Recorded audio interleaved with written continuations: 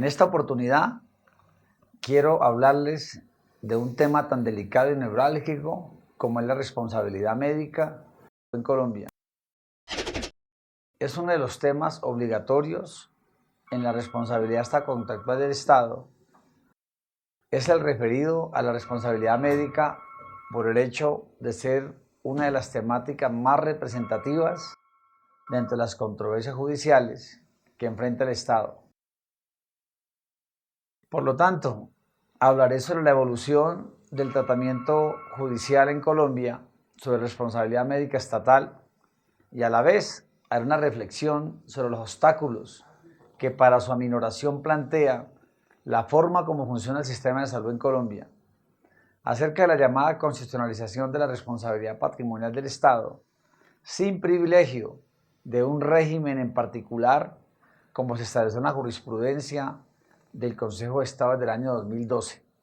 especialmente en lo que tiene que ver con los avances en responsabilidad médica obstétrica y por infecciones nosocomiales. Esta última bajo la tesis de responsabilidad objetiva. El desarrollo jurisprudencial surtido en la jurisdicción de lo contencioso administrativa respecto de la responsabilidad médica estatal ha permitido la distinción de diferentes tesis que nos han llevado a lo que actualmente es un reconocimiento al rigor científico, que implica incluso desproveer de la prueba de un nexo causal a cargo del demandante cuando este puede ser inferido con certeza de forma suficiente por el fallador, de manera que pueda bastarle la probabilidad de su existencia.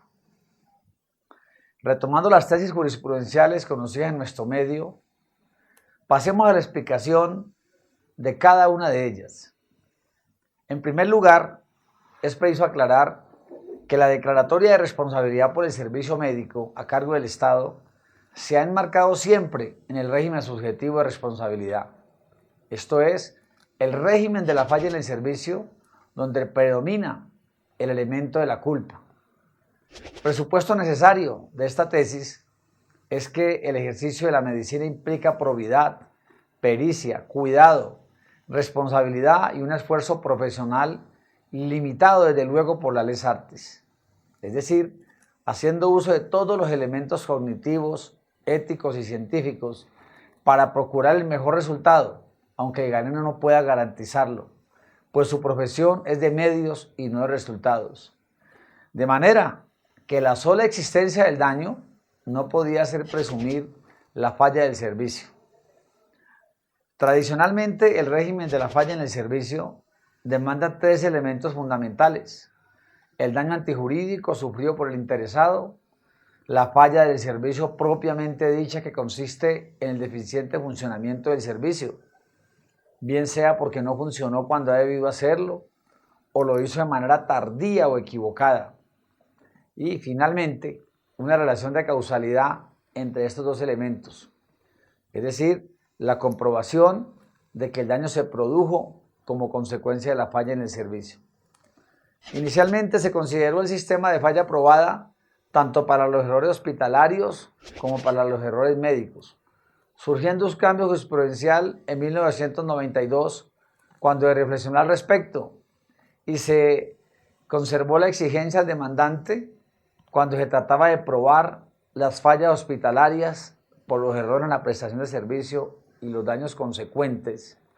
de irregularidades u omisiones por parte de la institución prestadora del servicio. En segundo lugar, pese a seguir siendo la falla el elemento esencial de la responsabilidad estatal por la prestación de servicio médico, surgiría la tesis de la falla inferida, que pretendía considerar como aceptable la prueba de la falla del servicio a través de la acreditación de las circunstancias que rodearon el caso concreto, circunstancias según las cuales el juez pudiera deducir la falla, llamada también falla virtual, en aplicación del principio aquel de que las cosas hablan por sí solas. En tercer lugar, surgió el régimen de la falla presunta, que invierte la carga probatoria en cabeza de la entidad demandada, presumiendo asimismo un rigor científico en la prueba del servicio médico que solo el ente asistencial accionado a través de sus profesionales médicos puede explicar en juicio, debiendo acreditar el demandante el daño y el nexo causal. Y el demandado en su defensa, que actuó con la mayor pericia y diligencia en los procedimientos suministrados al paciente. Una tesis posterior opta por analizar los casos de falla médica bajo el principio de las cargas probatorias dinámicas. Desde luego, dependiendo en cada evento litigioso, cuál de las partes está en mejores posibilidades de demostrar la falla en el servicio. Pese a todo lo anterior, el Consejo de Estado ha reconocido que en efecto hay casos en que se admite la inversión de la carga de la prueba en el personal médico asistencial y presumirse la falla. Habrá eventos en que las partes estarán en posibilidad de probar los hechos, materia del litigio, y habrá otros casos en que ciertos hechos que constituyen la falla o el nexo causal pueden ser resultado de la prueba indiciaria a partir de hechos ya probados en el proceso judicial. Actualmente la jurisprudencia contenciosa administrativa, sección tercera, ha retomado el régimen de la falla probada en los casos de falla médica. También resalta la jurisprudencia actual la importancia del concepto de acto médico propiamente dicho y actos conexos, pues en materia de responsabilidad médica no es solo el procedimiento médico específico,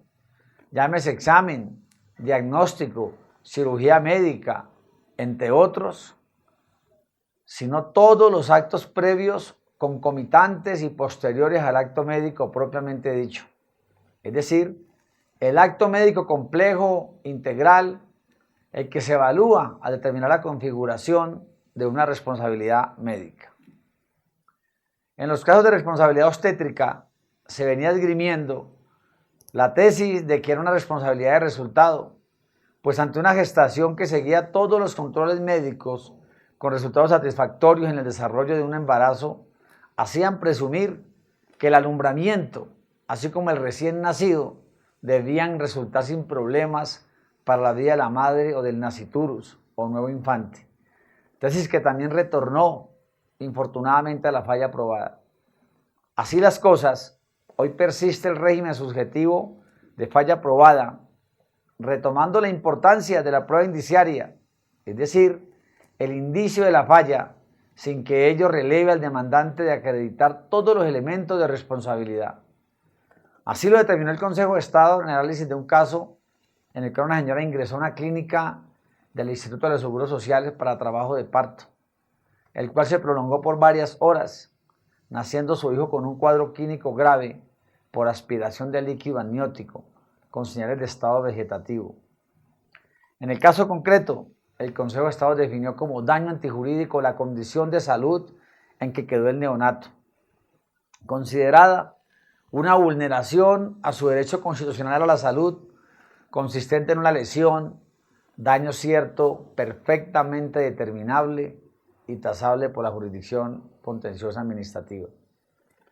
En cuanto a la imputación, desde el punto de vista fáctico, se comprobó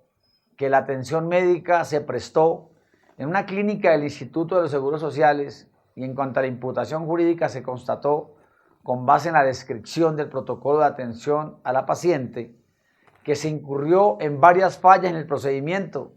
como lo fue en la calidad de la atención desde el punto de vista de la racionalidad técnico-científica. Por lo tanto, se dedujo, sin mayor esfuerzo, sin mayores lucubraciones,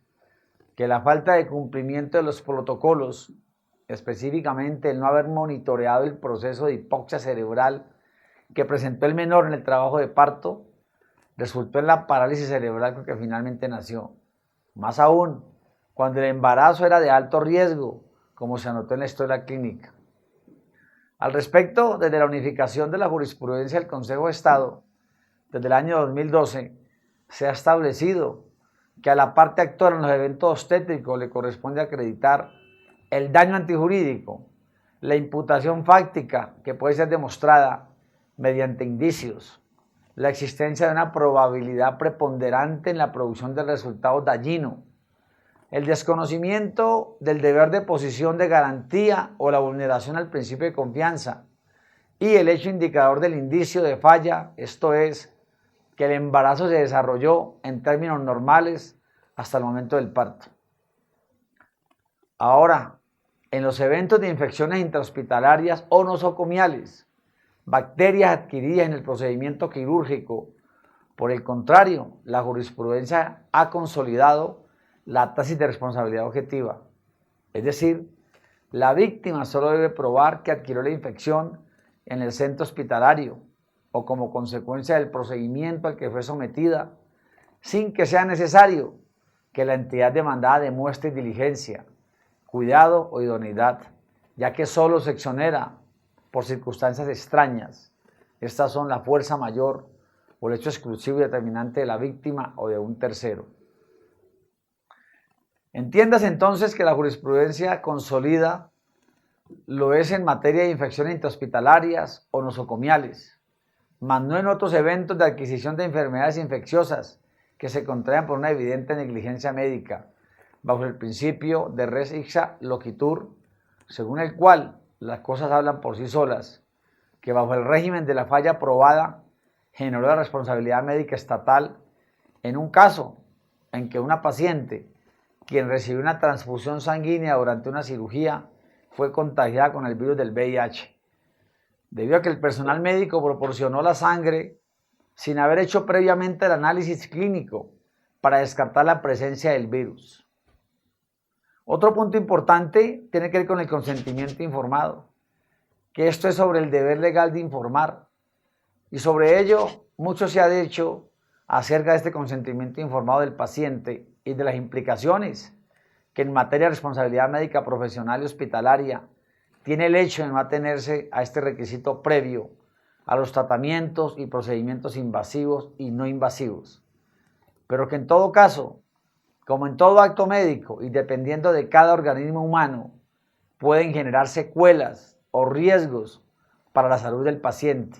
que en casos lamentables pueden convertirse en daños funcionales o estéticos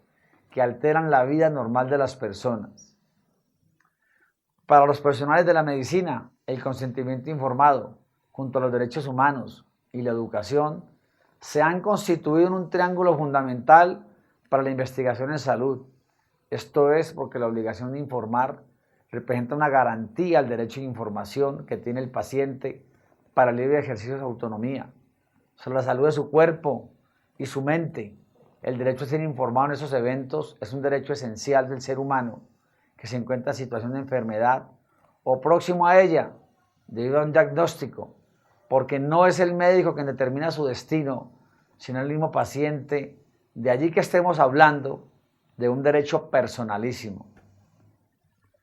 De manera que entre más arriesgado o novedoso el procedimiento formulado por el médico, más amplia es la información que debe entregarse al paciente. Se ha reconocido la necesidad y la importancia del consentimiento informado, incluso desde el trabajo de promoción y prevención de la salud, pues el profesional de esta área debe contar con herramientas especialmente comunicativas para interactuar con el paciente sano y generar conciencia en el ser humano de que la autonomía también involucra decisiones para conservar y no solo para recuperar la salud. Un procedimiento, por pequeño que sea, sean cirugías estéticas, plásticas o cirugías comunes, el médico debe y necesariamente coger el consentimiento informado. Y este no debe tener, desde luego, coacciones alguna. Desde luego, el consentimiento tendrá sus excepciones, como aquella persona que llega afectada mentalmente y no es consciente de sus actos, un menor de edad que llega solo, una persona que llega politraumatizado en estado de inconsciencia. Aquí lo que importa es que el médico salve la vida, si ello es posible, de este paciente. Otro punto importante entre la responsabilidad médica es la historia clínica. La información clínica es tan antigua como la humanidad y se ha consignado desde el enfoque religioso, supersticioso y científico, comenzando por el antiguo imperio egipcio, 3000, 2500 a.C., pasando por los relatos hipocráticos del siglo V a.C., conocidos como Corpus Hippocraticum, que expresaban las experiencias de los médicos frente a las enfermedades de sus pacientes. La normatividad en Colombia la ha definido como un documento de registro obligatorio de las condiciones de salud del paciente, relacionando los aspectos científicos, técnicos y administrativos referidos al diagnóstico, tratamiento y rehabilitación del paciente. La información debe consignarse simultánea o inmediatamente después de cada acto médico. Desde luego, desatender las anotaciones de una historia clínica constituye una omisión susceptible de sanción disciplinaria y que en el evento de resultados insatisfactorios del acto médico pueden culminar en una condena judicial, pues la historia clínica constituye prueba reina de la evolución que tuvo el paciente.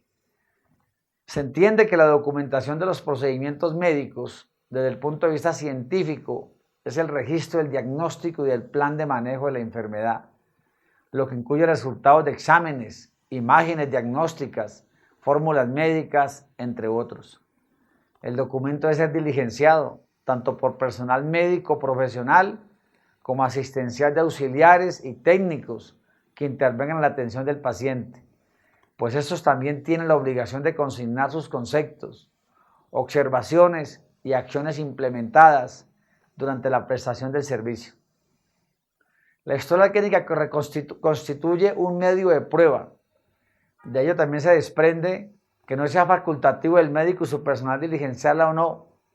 pues la consignación de todas las etapas del acto médico y todas las atenciones suministradas al paciente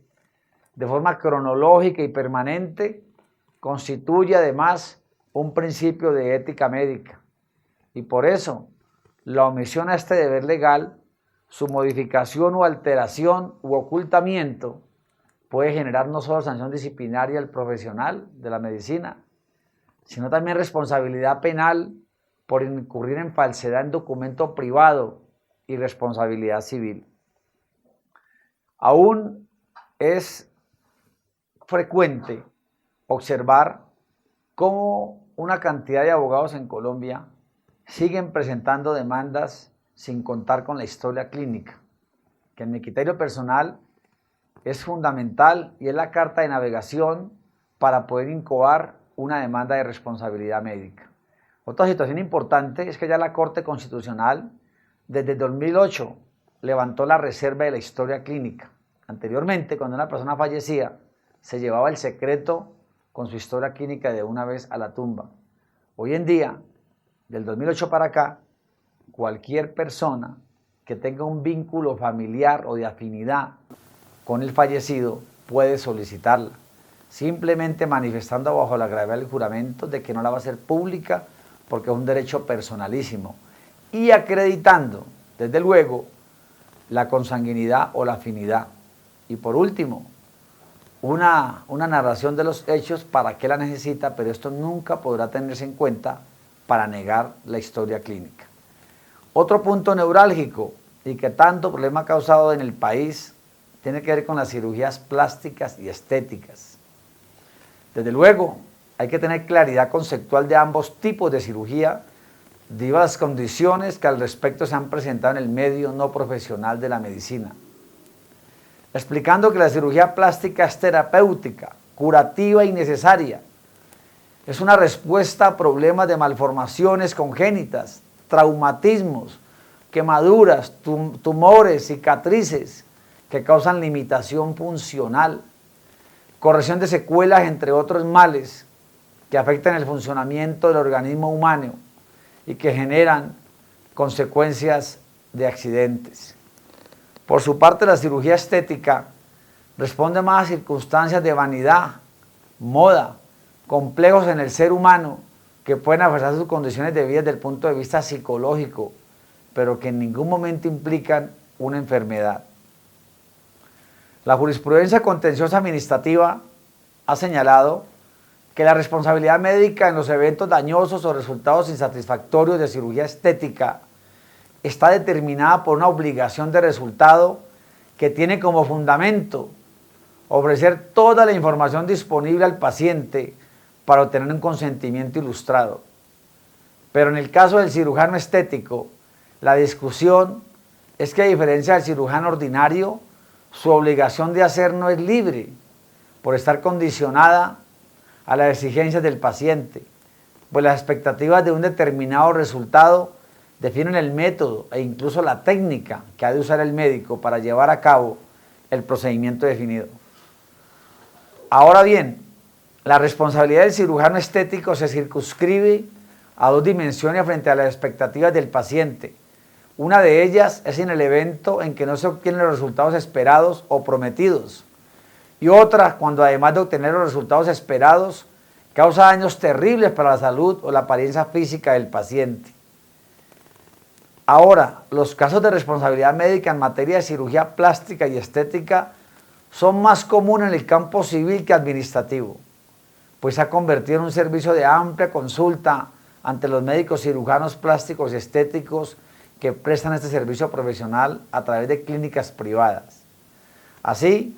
en esta materia, la jurisprudencia civil ha destacado la importancia del consentimiento informado del paciente que se somete a una cirugía estética, por los riesgos que ésta implica, los cuales generalmente son superiores a los de una cirugía ordinaria.